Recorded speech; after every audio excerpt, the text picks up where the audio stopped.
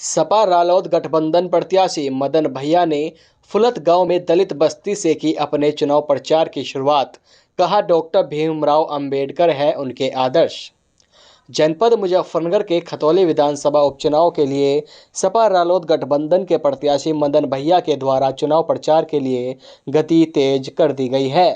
वहीं आपको बता दें कि मदन भैया के द्वारा अपने चुनाव प्रचार की शुरुआत सोमवार को खतौली विधानसभा क्षेत्र के गांव फुलत में दलित बस्ती में पहुंचकर अपने चुनाव प्रचार की शुरुआत की गई, जहां पर उनका दलित समाज सहित अन्य समाज के लोगों के द्वारा जोरदार स्वागत किया गया। इस अवसर पर मदन भैया ने कहा कि वह अपना आदर्श डॉक्टर भीमराव अंबेडकर को मानते हैं। उसी को लेकर उनके द्वारा यहां पर पहुंचकर अपने चुनाव प्रचार की शुरुआत की गई है और वह लगातार इसी समाज के बीच में रहने का काम करते हैं। उन्होंने कहा कि उनका मकसद है हर समाज को सम्मान अधिकार मिले। वहीं मदन भैया ने कहा कि वह अगर खतौली विधानसभा से विधायक बने तो वह उनके क्षेत्र में काम तो करेंगे ही और उनका सम्मान भी करेंगे।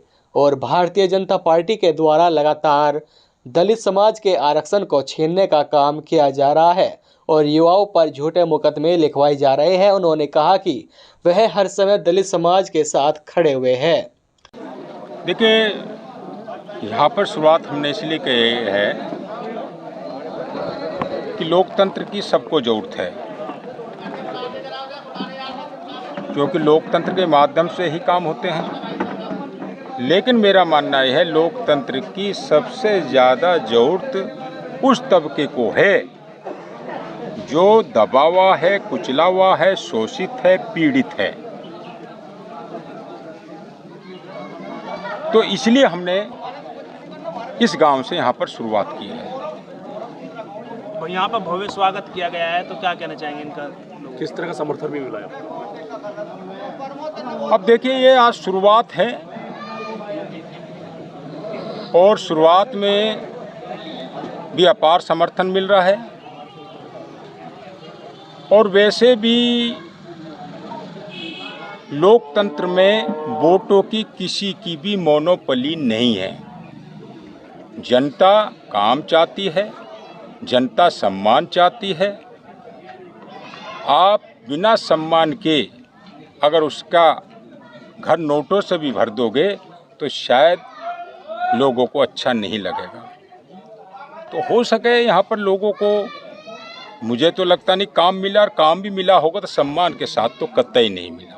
जिस तरह की यहाँ पर बातें सुनी जा रही है, जनप्रतिनिधि जिस तरह से अभद्र भाषा का उपयोग करते हैं और अभद्र भाषा के कारण ही उनकी विधायकी चली गई।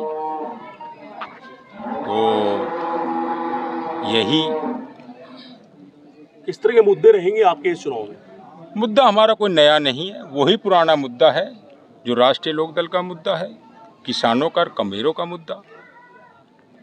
कमेरों को कैसे ज़्यादा से ज़्यादा काम मिले, कैसे सम्मान मिले, कैसे दलित वर्ग को रोजगार उपलब्ध कराया जाए, कैसे अल्पसंख्यक को सुरक्षा प्रदान की जाए, कैसे सुरक्षित होकर लोग अपनी बात आवाज़ में कह पाएँ, विरोधी भी विरोध की भाषा को संयमित रूप से उपयोग कर पाए।